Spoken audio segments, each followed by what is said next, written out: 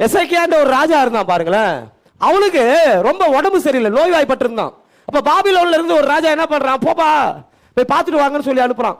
பார்க்கறதுக்கு வீட்டுக்குள்ள வந்தான் பாரு. வீட்டுக்குள்ள வந்த உடனே இவன் என்ன பண்றான், உள்ள வாங்க. எதுக்கு வந்தாங்க, உடம்பு விசாரிக்கிறது. பாஸ்டருக்கு இப்ப ஜுரம், நான் வீட்டுல படுத்திருக்கிறேன், ஒரு 10 பேர் வர்றீங்க விசாரிக்கிறதுக்காக. உள்ள வந்த உடனே, வாங்க பிரதர், சோத்திரம் பிரதர், பாஸ்டர் நல்லா இருக்கிறீங்களா, நல்லா இருக்கிறேன், வாங்க என் சமயக்கட்டுக்கு பாருங்க, இப்பதான் நான் 2 டபுள் டெக்கர்ல ஃப்ரிட்ஜ் வாங்கினேன். அப்படியா பாஸ்டர், இப்படி வச்சிருக்கிறார் ஆண்டவர். இங்க வாங்க, இங்க பாரு, இப்பதான் நீங்க சின்ன ஏசி, நான் பெரிய ஏசி வச்சிருக்கிறேன்.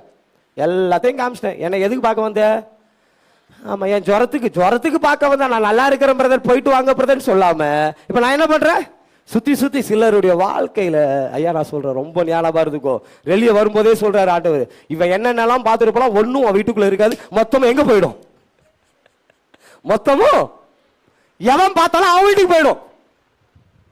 இதை கேட்டுக்கொண்டு இருக்கிற சகோதரன், மறைக்க வேண்டியது மறைங்க, ரொம்ப காமிக்காதீங்க.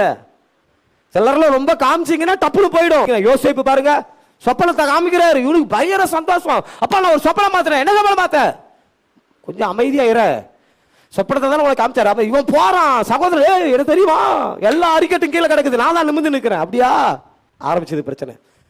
ஐயா எல்லா நட்சத்திரமும் சூரியனும் சந்திரன் எங்க நின்றுட்டு இருக்குது.